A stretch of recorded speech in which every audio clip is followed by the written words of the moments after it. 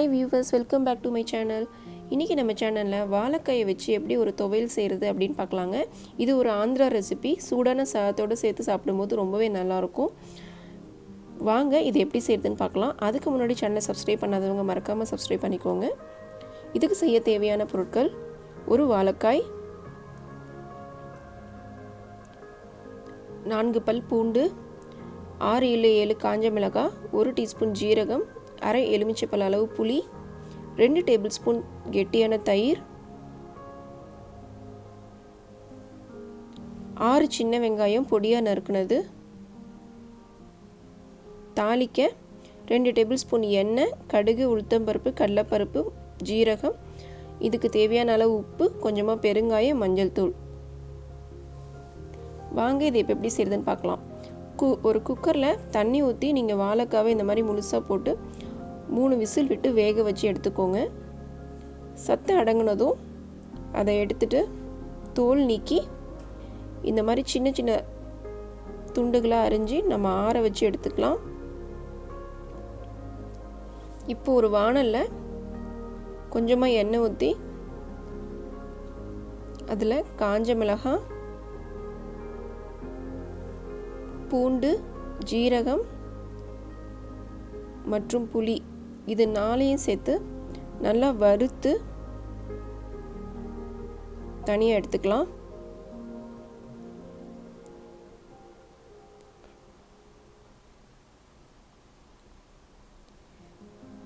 அந்த பூண்டும் புளியும் நல்லா வறுபடணும். அப்போ தான் நமக்கு மிக்சியில் வச்சு அரைக்கும் போது நல்லா அரைபடும். அதனால் அதை நல்லா வறுத்துக்கோங்க.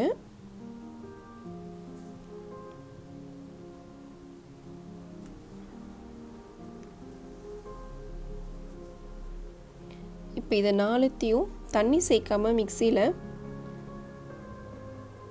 லைட்டாக அரைச்சி எடுத்துக்கலாம்.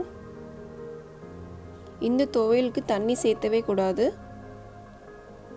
இந்த மாதிரி இதை அரைச்சி எடுத்துட்டு நம்ம ஆற வச்சு எடுத்து வச்சுக்கிற வாழைக்காவை சேர்த்து இதுக்கு தேவையான அளவு உப்பும் சேர்த்து மிக்சியில் மறுபடியும் அரைச்சிக்கலாம்.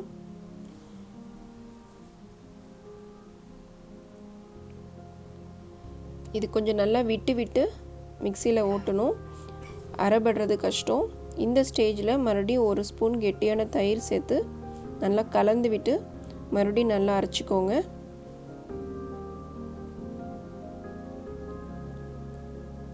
இது வாழைக்காய் ஸ்டிக்கியாக உங்களுக்கு மிக்சி ஜாரில் பிடிச்சிக்கும்.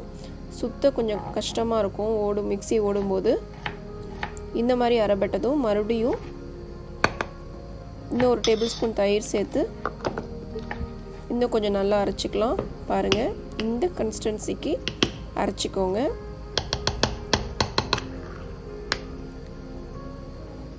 இப்போ இதோட நம்ம பொடியாக நறுக்கி வச்சுக்கிற சின்ன வெங்காயத்தை சேர்த்து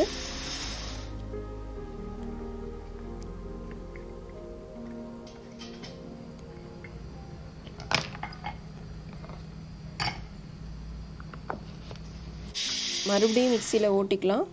ஒரு 30 செகண்ட் ஓட்டினா போதும். அந்த வெங்காயம் திப்பியாக நமக்கு வாயில் வரணும். அந்த அளவுக்கு அரைச்சா போதும். ரொம்ப நைஸாக அரைக்காதீங்க.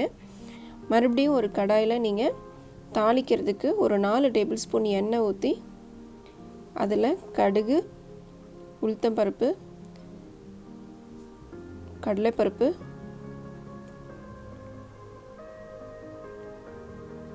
சேர்த்து தாளிச்சிக்கலாம்.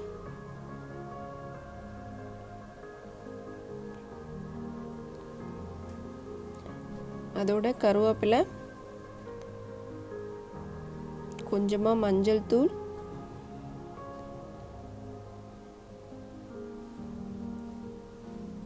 பெருங்காயத்தூள்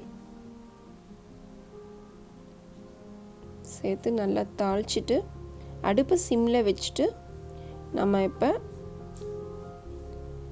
அரைச்சி வச்சுக்கிற வாழைக்காய் துவையலை இதில் சேர்த்து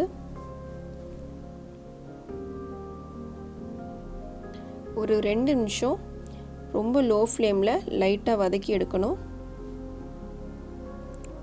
இந்த சட்னி சூடானா போதும். அந்த அளவுக்கு வதக்குனீங்கன்னா போதும்.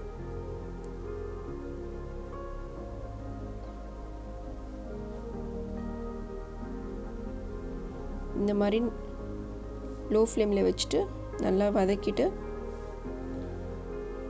அடுப்பை ஆஃப் பண்ணிடலாம்.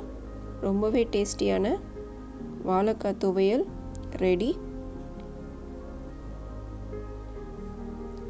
பாருங்கள், அந்த எண்ணெய் வந்து நல்லா நமக்கு பிரண்டு வந்துடும்.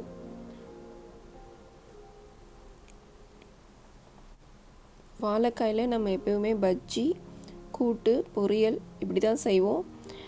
அதை வச்சு இந்த மாதிரி துவையலும் அரைச்சி பாருங்கள், ரொம்பவே டேஸ்டியாக இருக்கும். சூடான சாதத்தில் நீங்கள் இதை தொட்டு சாப்பிடும்போது ரொம்ப நல்லாயிருக்கும்.